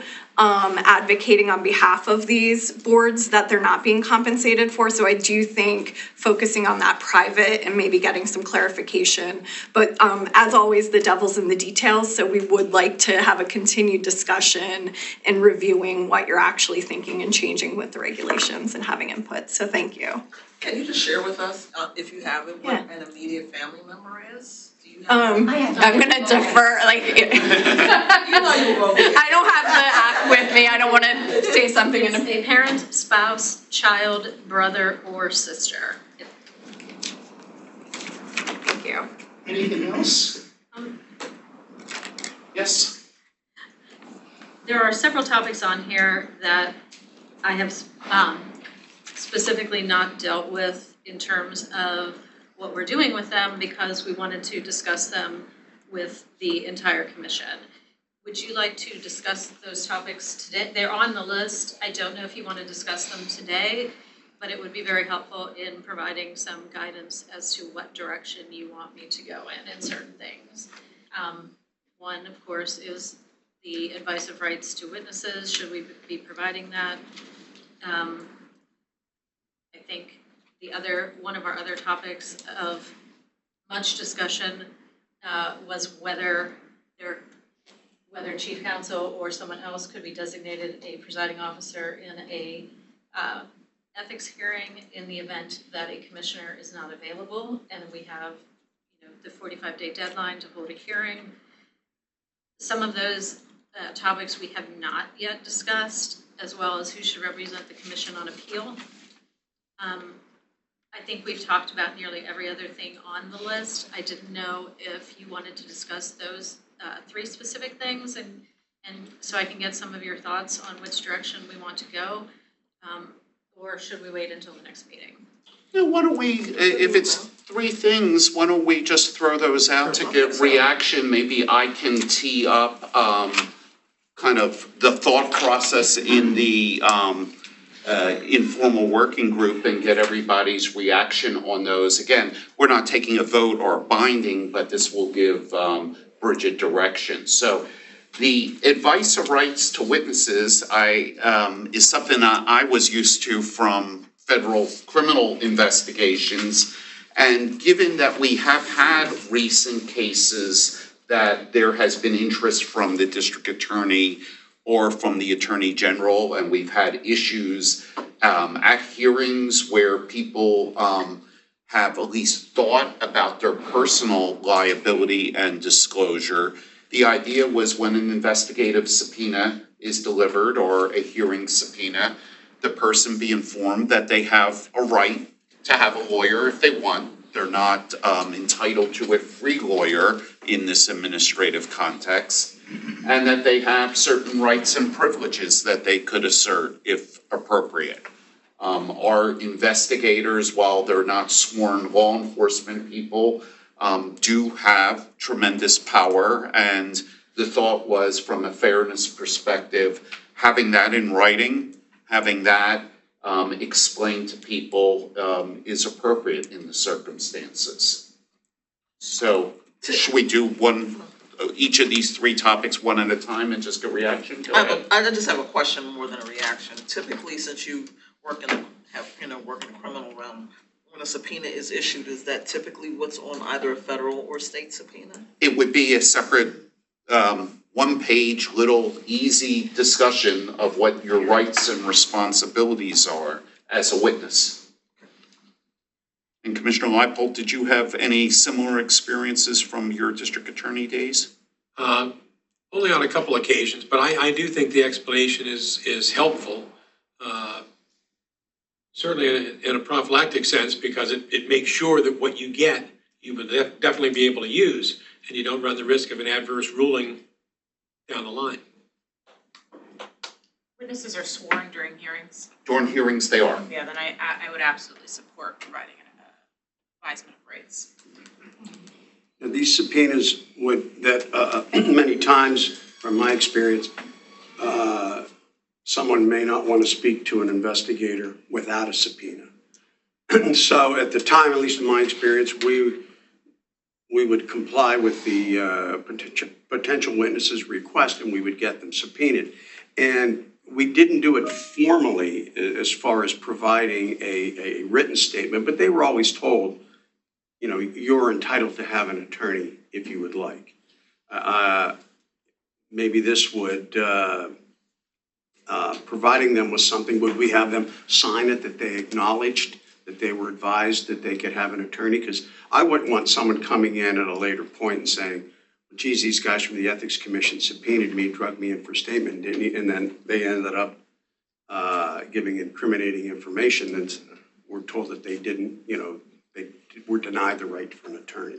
So I think if we're going to give them their rights, they should, maybe not a Mirandized kind of right, but a right that they could have an attorney. I think we should limit it and maybe have them sign something.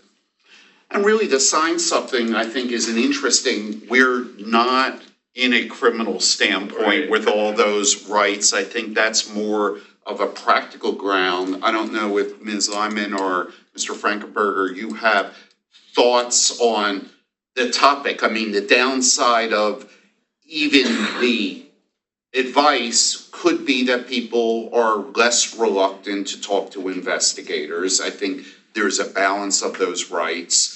The signature may add more. I'm not sure whether that's necessary, but love to hear your input on that.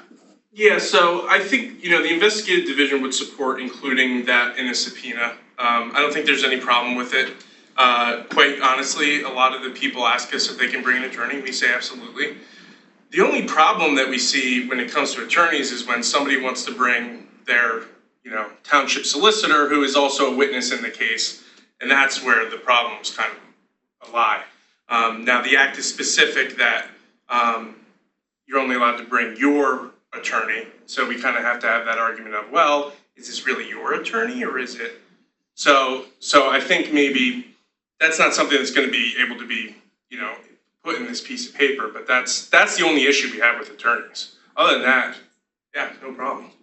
And remember, because we've also had that and just seeing legislative counsel, we've had legislative counsel represent a respondent in a contested hearing. I think, for many lawyers, they have to decide whether or not there's a conflict between their various clients, and sometimes an organizational's lawyer believes that even in light of whatever the issue is, they can represent both the organization and the individual. And we make sure to make it very clear on the record, like, you understand you're being represented by someone who also represents other witnesses in this case, and you consent to that. We try to put that in our sworn statement records. No, that's a good thing. If Go ahead, Ms. I also Lund. may just raise a quick point. I think there's a difference between providing something when they're testifying at a hearing versus providing something when our investigators go speak with them, even if our investigators take a sworn statement. So I don't know if this is going to be part of anything, but we may want to clarify under what circumstances we're talking. That's a fair point. Okay, so then the second issue, was there any more discussion on this issue? Obviously, we're not deciding it right now. The second issue, I think, was the hearing officer issue. And we had a discussion about, we have not, at least in my term, had a problem securing hearing officers in the time frame of a respondent's request. Sometimes we have agreement on extension of hearings, but the statute has certain requirements for when the hearing has been. But the question had been raised as to other administrative agencies sometimes delegating to its chief counsel or deputy chief counsel the ability to act as the hearing officer in absence of members of the commission. I can tell you my preference, just from my personal view, is I thought it has worked very good with our commission and, you know, understanding that one of the responsibilities of being a commissioner is being available to be a hearing officer when the need arises. I would be reluctant to take away from the commissioners who've been appointed by their respective appointing authorities the ability to offer to the other commissioners their credibility assessments that I think many of us rely on when we make a decision. But that's open for discussion. I don't know anyone's views on that. Yes, Bridget. My view is I want to make it clear what we're talking about. We are not talking about replacing commissioners as hearing officers. We're talking about having someone else as a presiding officer in addition to those commission members that would be in attendance at the hearing. So, like, I'm thinking of the non-lawyers on the commission right now. I've been told by other staff members that when non-lawyers have been the presiding officer in the past, that the way that objections were dealt with was that literally the chief counsel would put a card under their, this is what I've been told from Martin. Sure. That they would literally say sustained or overruled, but I'm concerned, that's great that they can say sustained or overruled, but I remember Rhonda in a hearing that we had where we had a very, respondents counsel was very, he challenged a lot of things, and Rhonda was very good at handling those challenges after she would say overruled or sustained, and he would jump in and still be arguing about it. I'm not certain that a non-lawyer would have that ability or confidence that Rhonda has because of her years of experience as a lawyer. And so I'm just looking to, if in the event that the only individual available is a non-lawyer, that I'm not sure that putting cards under people is the way that we want to express confidence in our system. And I think that although it has not been a problem in our current iteration of the board, but I've been told that there was not that a lot of volunteering in prior iterations of the board. So I'm looking down the road that long after I'm gone, that we are going to eventually come across a situation where we don't have somebody. And we currently have no way to deal with that, but we have a 45-day deadline in which to hold a hearing. And if they don't waive that, what do we plan on doing? Are we going to ask somebody to come back from Florida to hold a hearing? I'm sorry, Paul. I'm sorry. Come back. Are we, you know, I just think that an option should be there, but I also think that it would not be a situation where that individual would be holding the hearing by themselves. There would still be a commission member present because that is required. Oh, that's a very, very good, fair point. Any thoughts to share? Well, as a non-lawyer, and my first hearing that I went to, the one you're referring to with Rhonda being the person in charge, I thought she did an outstanding job, and quite frankly, the conversation that we had during one of the sidebars between the two of you, I was very impressed, because some of that information, I did not have that background. So I think from where you're coming from, I do enjoy participating, but I'm not equipped, to be the chairperson if I were the only one there. So from that perspective, I would agree with you that, one of the non-lawyers participating but having the chief counsel as the chair, I don't see a problem. And again, I don't know, in my little over year and a half, almost 2 years now, it seems like there's been nice participation at all of the hearings. So I don't know if we'll ever come to that, but just in case, I think it's a nice way to go. So I would be supportive of that. Can I ask a question? As part of this proposal, who has the discretion to decide when to pull in somebody that's not a commissioner to serve as a hearing officer? Or will that discretion be entirely with the chair and vice chair? Good question.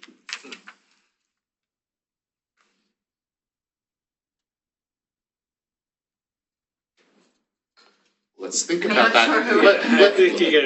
Let's think about that question, and that's probably open and from a drafting standpoint, and maybe that does kind of alleviate some concerns, I think there has to be a balance between, thinking positions, not personalities, between the authority of the commissioners and the authority of staff on different occasions, and maybe that's one solution to give flexibility and retain control for the commission. Yes. Oh, I'm sorry. No.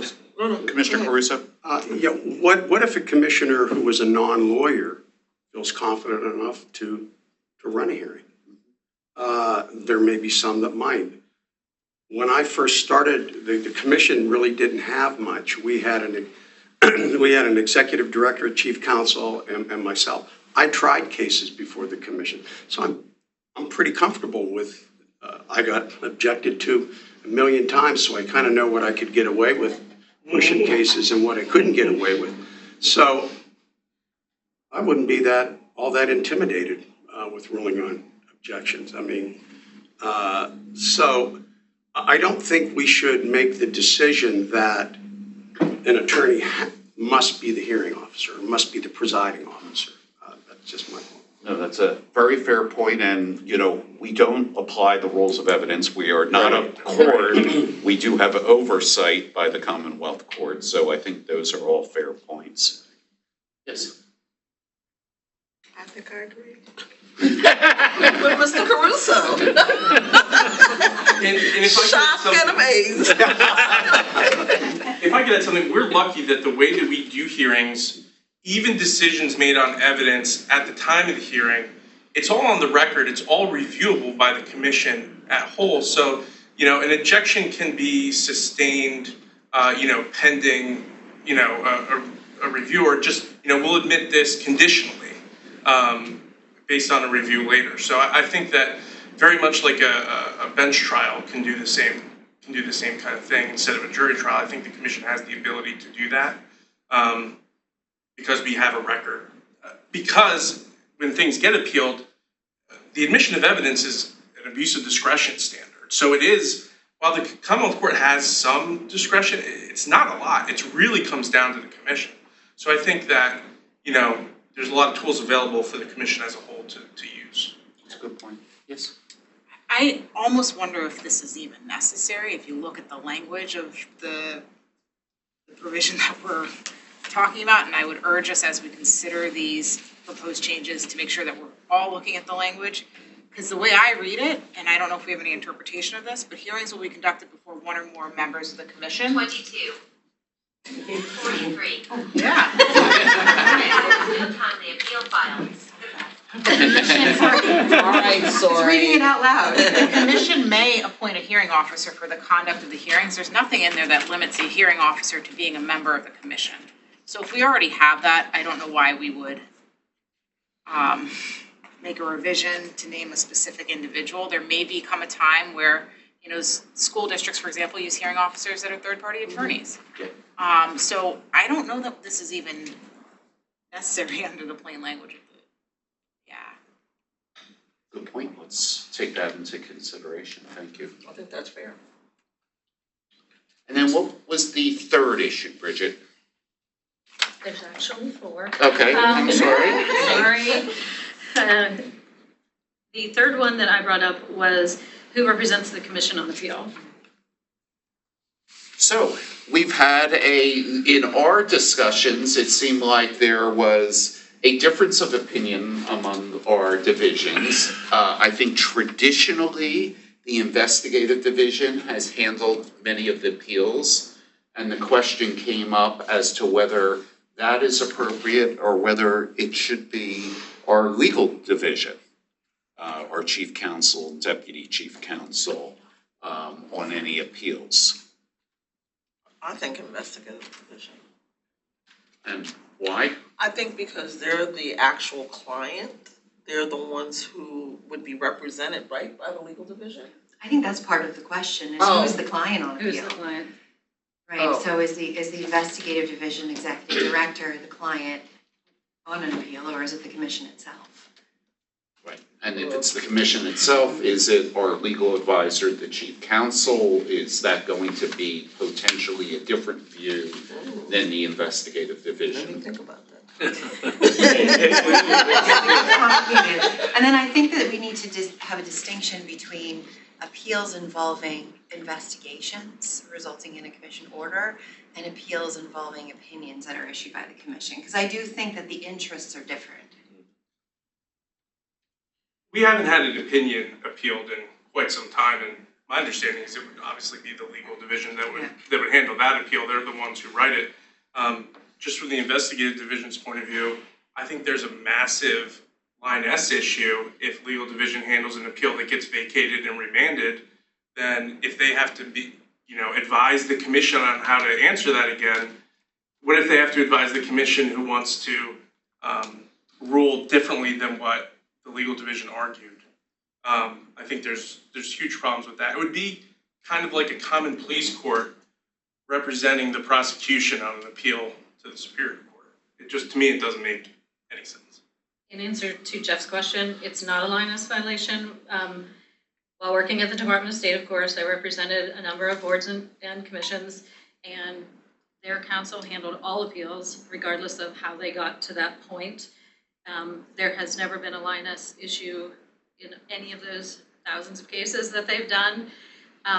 They were the ones, again, because the client was deemed to be the State Board of Medicine or the State Board of Nursing or whoever, that because of that, because the client is the state board of something, or in this case, the State Ethics Commission, that their counsel should be handling the appeal because they're the ones that issued or wrote for your approval the decision.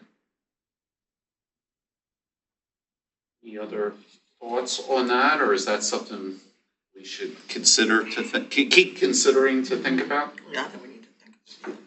How is it currently being handled, that the investigative division is handling the appeal? Yes. Just for clarity, okay. Yes. And then what was the fourth issue, Bridget? Sorry about that. No, don't be. We discussed that in Chapter 23 of the regulations, there are some very specific provisions regarding conflicts of commissioners. We discussed whether there should be an addition to whether we should include a section for conflicts of staff members like me or Mary or Jeff or whoever would be involved in a matter. Has it been an issue? Not for me, but I mean, we're all lawyers, so we know when we have to, Well, we- conflict out, but it could be. We have had a political activity issue of a staff member in the past that the statute that restricts political activities of the members of commission apply to its staff. Certainly, many of our staff would be considered public officials themselves. I don't know that, how many of our staff or a rough percentage file their own financial disclosure forms, Mary? I think all except some of our admin staff. Clerk typists. Yeah, would not. Yeah, I do want to note that I think the distinction is not, well, the distinction that Bridget's referring to is a specific restrictions for commissioners. Okay. So it's just some heightened restrictions in the regs. It has not been an issue under under my area of responsibility. It's People not have me. gone above and beyond to avoid any kind of conflict. And I think generally we had, I Yes. just recall one specific political activity restriction that it wasn't a need, there was no gap. There was a issue and the commission took action as a result of it. But again, this is a big undertaking to renew the regulations, and so we really want to look ahead in case these things come up in the future. Let's take that under advisement. Anything else before we adjourn the public meeting?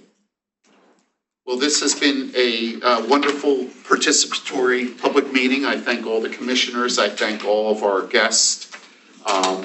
I'll entertain a motion to adjourn. Can I just say it has been a pleasure, if I may, You may. to have our additional participants hearing your thoughts. And we encourage and invite you to come back often. Thank you.